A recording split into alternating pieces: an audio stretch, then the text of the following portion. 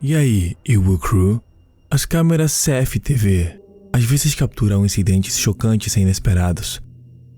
E quando as imagens de momentos em que as pessoas pensavam que ninguém estava assistindo são recuperadas, muitas vezes se revelam evidências críticas que ajudam a solucionar crimes. Hoje, estamos explorando 3 casos surpreendentes, todos totalmente registrados em vídeos por CFTV. O primeiro caso que temos hoje para você é um que é assustador e talvez o faça ficar olhando por cima do ombro. Às 5h35 da quarta-feira, 17 de fevereiro de 2021, os serviços de incêndio e emergência foram chamados sobre um incêndio enorme na comunidade de Georgetown, em Halton Hills, Ontario, Canadá. Quando os primeiros respondentes finalmente chegaram ao local, metade da casa estava praticamente envolvida pelo fogo. Um vizinho, do outro lado da rua do incêndio, fez uma filmagem de celular que mostra a extensão das chamas. Enquanto o fogo foi completamente extinto, os investigadores pesquisaram ainda mais os destroços. Dentro da casa, eles fizeram uma descoberta horrível. 2 pessoas foram encontradas mortas. Seus corpos foram supostamente encontrados na garagem, que foi completamente consumida pelo incêndio. Embora a polícia presuntamente não tenha liberado a identidade dos corpos que foram encontrados dentro da casa, os vizinhos disseram que Christina e Andrew Rirack eram os proprietários, e mais tarde foi confirmado que o casal foi quem morreu no incêndio. Os Rirack, Christina, de 56 anos, e Andrew, de 59, foram descritos como amigáveis e um casal muito bom. Andrew era supostamente gerente da The Boiler Inspection and Insurance Company do Canadá. A tragédia foi testemunhada por muitos na área. Um vizinho supostamente teria dito que acreditava que parecia que o incêndio havia começado na garagem antes de que as chamas se espalharem para outras partes da casa. Outro vizinho disse que viu o incêndio começar por volta das 5h30 e queimou por cerca de 10 a 15 minutos antes que as chamas cobrissem o lado da casa. A princípio, o incêndio pareceu um acidente trágico, mas lamentavelmente, nem tudo é o que parece. Um dos vizinhos do Rirack tinha uma câmera de segurança privada, e ela capturou algo particularmente assustador que aconteceu na noite antes do incêndio, na terça-feira, 16 de fevereiro. Às 18h24, o veículo do proprietário é visto entrando na sua garagem. Uma figura escura pode ser vista parada ao lado da casa. No momento em que o carro passa pela garagem, a figura entra na garagem logo atrás dele. O motorista do veículo, presumido ser Christina ou Andrew, não parece estar ciente de que alguém entrou na garagem com eles, pois podem ser vistos saindo do veículo e entrando na casa, enquanto a figura fica agachada do lado do passageiro, escondendo-se da vista. Enquanto a porta da garagem começa a baixar, a figura parece se curvar, seja olhando pela janela do passageiro do carro ou se escondendo da linha de visão de quem estava dirigindo o veículo. O vizinho, que pegou a filmagem chocante, inicialmente contatou o canal CP24 do Toronto News com as filmagens, antes que um âncora de notícias os instasse a levar o vídeo à polícia como potencial prova. Outro vizinho com uma câmera de vigilância capturou o momento exato em que o incêndio da garagem começou. Em poucos instantes, o fogo pôde ser visto começando na garagem, antes de se espalhar. Junto com as evidências do vídeo do CFTV, os exames pós-morte realizados nos corpos da Christina e Andrew parecem revelar algo suspeito, justo quando a polícia começou a investigar a causa exata da morte. Alegadamente, embora isso ainda não tenha sido confirmado oficialmente, os corpos não foram encontrados com nenhum resíduo de fumaça em seus pulmões, o que seria de esperar se eles tivessem morrido no incêndio. Observou-se que a casa tinha muitas saídas, como várias portas e janelas, que o casal poderia ter usado para escapar do incêndio, mas nenhum deles o fez, levando alguns a acreditar que morreram antes do incêndio começar, e que o incêndio foi feito intencionalmente para esconder qualquer crime que tinha ocorrido na residência. Parece que o que se pensava ser um incêndio acidental não foi um acidente. Agora é considerado suspeito. E os detetives de homicídios assumirão a investigação do incêndio e das mortes da Christina e Andrew. A figura que entrou na casa pela garagem horas antes do incêndio ainda não foi identificada. No entanto, a polícia divulgou que eles acreditavam que o suspeito dirigiu um SUV branco, novo, de tamanho médio, na vizinhança antes deles entrarem na garagem. Se não fosse pela câmera do vizinho, a polícia poderia não ter ideia de que o incêndio poderia ter sido causado por atividades suspeitas. Qualquer pessoa com informações sobre o veículo ou seu ocupante deve ligar para a polícia no 905-825-4776. O próximo caso que temos reservado para você hoje é chocante para dizer o mínimo, mas a filmagem do CFTV envolvida é algo que ninguém esperava capturar em filme. Ao longo dos anos de 2009 e 2010, a cidade de Bradford, em West Yorkshire, Inglaterra, foi aterrorizada por uma série de assassinatos. Foi um erro chocante, o que acabou levando à prisão de um homem que tinha matado brutalmente 3 mulheres antes de ser parado. Nascido no 24 de dezembro de 1969, Stephen Sean Griffiths parecia estar criando uma vida de crime desde o momento em que deixou a escola. Quando Stephen tinha 17 anos, ele foi preso por atacar com uma faca sem motivo a um gerente de supermercado. Este ataque resultou na condenação de Stephen a 3 anos de prisão.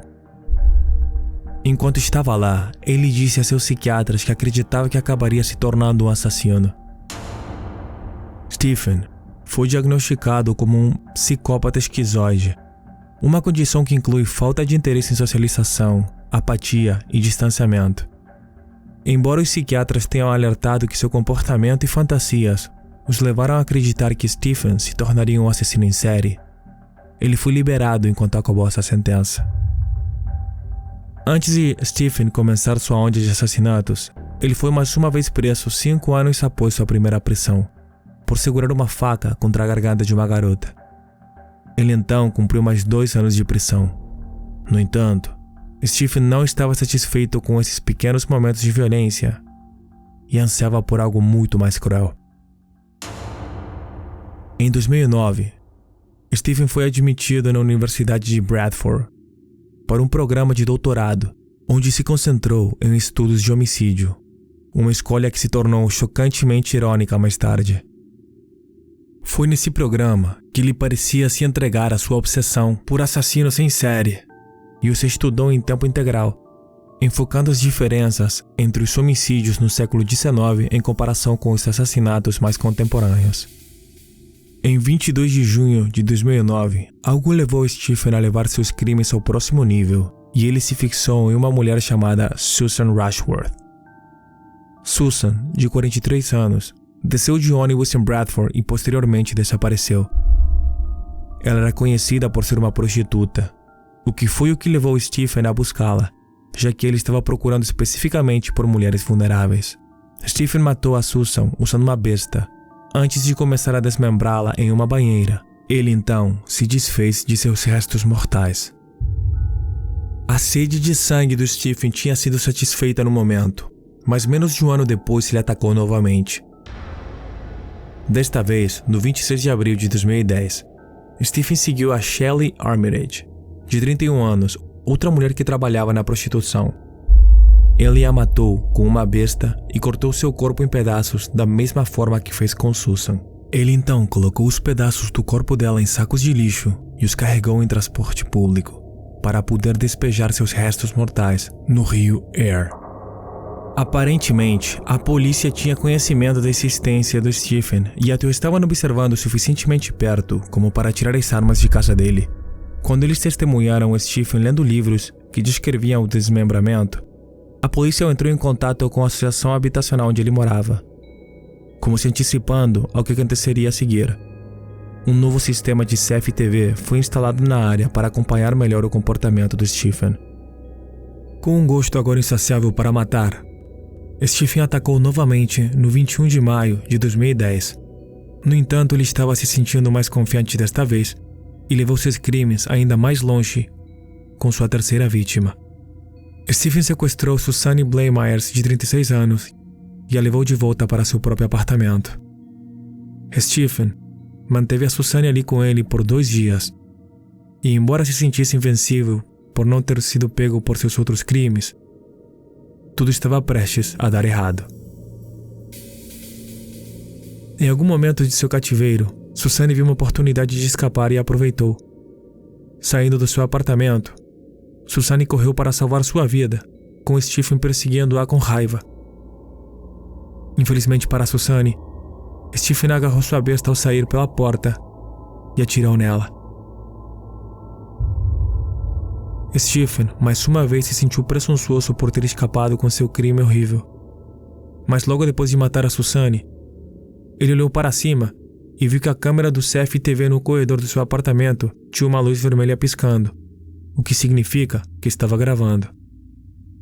Mesmo assim, Stephen continuou a realizar sua operação grotesca de costume, desmembrando a Suzanne e jogando seus restos no rio. Peter G., o zelador do bloco de apartamentos onde Stephen morava, acabara de se sentar na manhã da segunda-feira para revisar as filmagens do circuito interno de TV. Ele esperava encontrar furtos insignificantes ou vandalismo, no pior das hipóteses, mas as imagens horríveis que encontrou realmente o chocaram. G. assistiu Stephen matar Suzanne e imediatamente chamou a polícia, quem prendeu Stephen. O vídeo mostra o Stephen momentos depois de matar a Suzanne. Ele pode ser visto claramente pela câmera levantando sua besta em triunfo. Antes de levantar seu dedo médio, Stephen então levanta a besta novamente para dar à câmera do CFTV um olhar mais atento para a arma. O circuito fechado de TV do prédio também o captura pegando uma bebida em seu apartamento, antes de descer casualmente as escadas. Supostamente, Stephen também foi pego no CFTV, arrastando o corpo da Suzanne pelos ombros pelo corredor, mas devido à natureza macabra das imagens, esta parte do vídeo nunca foi lançada publicamente. Os investigadores finalmente encontraram os restos mortais da Shelley e da Suzanne no rio Aire, embora os restos mortais da Susan Rushworth nunca tenham sido recuperados. Foi no tribunal que a extensão das ações depravadas de Stephen foi revelada. Stephen disse aos investigadores que havia matado muitas e se gabou de ter matado pelo menos 6 mulheres, embora só tenham sido atribuído a 3. Stephen então explicou que chamava seu apartamento de matadouro e que havia comido alguma de suas vítimas depois de desmembrá-las, chamando isso de, citação, parte da magia de matá-las. Os assassinatos de Stephen foram posteriormente apelidados de assassinatos de Bradford, e ele ganhou o apelido de The Crossbow Cannibal. Ele supostamente teria tentado acabar com sua vida várias vezes na prisão e teria feito uma greve de fome de 2 meses. Por seus crimes horríveis, Stephen foi considerado culpado e condenado à prisão perpétua sem chance de liberdade condicional. O caso final de hoje é cheio de reviravoltas chocantes em uma linha de tempo detalhada fornecida pelo CFTV.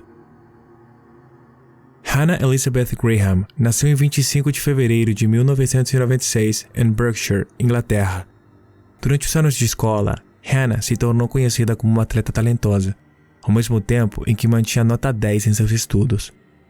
Embora Hannah tinha sido criada na Inglaterra, nossa história começa nos Estados Unidos, onde ela estudava no exterior. Em 2014, durante seu 2º ano na Universidade de Virgínia, Hannah, de 18 anos, estava prosperando na escola, tanto acadêmica quanto socialmente. No entanto, logo tudo deu errado, tragicamente. Em 13 de setembro, Hannah saiu com alguns amigos para se divertir, como os estudantes universitários costumam fazer. Depois de participar de uma festa, Hannah saiu para encontrar alguns de seus outros amigos. Ela mandou uma mensagem por volta da 1h20 para dizer que estava a caminho da festa, mas que estava perdida. Esta foi a última vez que alguém ouviu falar da Hannah. Pouco depois dessas mensagens, Hannah foi dada como desaparecida, mais de 1.000 voluntários saíram em busca da Hannah. Mas quase tudo que a polícia conseguiu descobrir sobre o desaparecimento dela veio diretamente das câmeras do CFTV. Enquanto a filmagem do CFTV estava sendo vasculhada, algo curioso foi descoberto. Hannah disse a seus amigos que estava perdida em uma área não muito longe de onde morava. Uma área com a qual ela estaria muito familiarizada. E ainda assim, Hannah não poderia realmente estar onde disse que estava, já que tinha sido avistada no CFTV a 1,5 milhas daquele local. Mas, por que a Hannah mentiu para suas amigas? No início, reunir as imagens do CFTV de Hannah provou ser um desafio, já que a sua localização real era diferente de onde suas mensagens de texto diziam que ela estava. Mas logo, surgiu uma linha de tempo de seu paradeiro. Nesta imagem capturada pelo CFTV, Hannah pode ser vista às 21h33, andando por um corredor, vestindo uma blusa metálica e jeans antes de sair para a noite. Às 2h45, Hannah foi vista do lado de fora de um pub irlandês chamado McGrady's, no centro de Charlottesville. No vídeo, ela parece estar desorientada e tropeça enquanto vagueia pelas ruas ao redor do pub. Quase parece que ela está procurando por alguém antes de entrar novamente ao pub. Testemunhas mais tarde relataram que viram a Hannah conversando com um homem em algum momento antes de partir. Na filmagem do CFTV capturada por um posto de gasolina Shell, Hannah pode ser vista correndo antes de diminuir a velocidade e continuar caminhando. Não está claro se ela está fugindo de alguém. 6 minutos depois de Hannah passar pelo posto de gasolina, ela foi vista na câmera CFTV do Sol's Café Italia. Ela está no fundo do vídeo, onde é vista olhando ao redor, enquanto passa apressada. A última filmagem de Hannah foi às 1h08 e foi capturada pelo Tool Jewelers CFTV. Mostra ela caminhando com um homem diretamente atrás dela. 5 semanas após seu desaparecimento inicial, restos mortais foram descobertos em 18 de outubro em uma propriedade abandonada no condado de Albemarle. O corpo foi identificado como sendo o da Hannah, mas sua causa de morte foi declarada com uma etiologia indeterminada. Com uma abundância de filmagens de CFTV, os investigadores começaram a procurar nas filmagens pelo assassino de Hannah. Eles imediatamente se concentraram no homem que havia sido flagrado pela CFTV andando atrás da Hannah do lado de fora da Tool Jewelers. Como era esperado, o mesmo homem também foi visto andando atrás dela a uma distância maior, quando ela passou pelo café de sal. Seguindo seu rastro, a polícia encontrou testemunhas dizendo que Hannah e um homem não identificado haviam entrado no Temple Restaurant and Bar depois da última vez que ela foi vista no CFTV. Eles, supostamente, teriam ficado por 15 minutos, onde testemunhas disseram que viram um homem colocar um braço em volta de Hannah antes que os dois, alegadamente, entrassem em seu veículo e foram embora. A última testemunha a ver Hannah disse que o homem com ela não parecia amigável e que eles, ao ouvirem dizer, cite, "Eu não vou entrar naquele carro com você." O homem misterioso foi mais tarde identificado como Jesse Leroy Matthew, de 32 anos. De acordo com a WUSA, Jesse foi preso em uma praia de Galveston, Texas. Ele alegadamente teria ido ao departamento de polícia de Charlottesville para pedir um advogado, mas depois decidiu fugir para Texas. Supostamente, um mandado foi emitido para sua prisão por direção imprudente nesse momento. Quando seu apartamento foi revistado, Jesse foi posteriormente nomeado suspeito após a descoberta de evidências que se acredita foram peças de roupa. Isso foi supostamente quando uma ordem de prisão foi emitida para Jesse pela acusação de sequestro. Com Jesse sob custódia, os investigadores investigaram qualquer ligação entre ele e qualquer um dos inúmeros outros casos de mulheres jovens que desapareceram na área. Devido a uma ligação forense, ele foi ligado ao caso de Morgan Harrington, outra estudante universitária que foi assassinada em 2009. Jesse foi acusado do assassinato capital no caso de Hannah Graham e assassinato em primeiro grau para Morgan Harrington.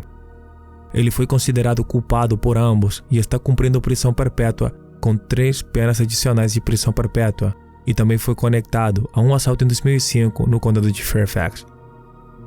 De acordo com o DailyMail.com, Jesse admitiu as 3 acusações no caso Fairfax: tentativa de homicídio capital, rapto e agressão sexual.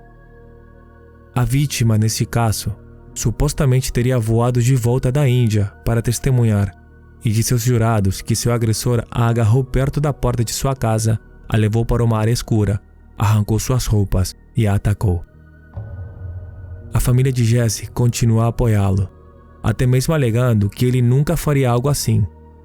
Mas o juiz supostamente descreveu Jesse como um Jekyll e Hyde moderno, que parecia gentil com seus entes queridos, mas tinha uma vida secreta, escondida, que nunca poderiam ter imaginado.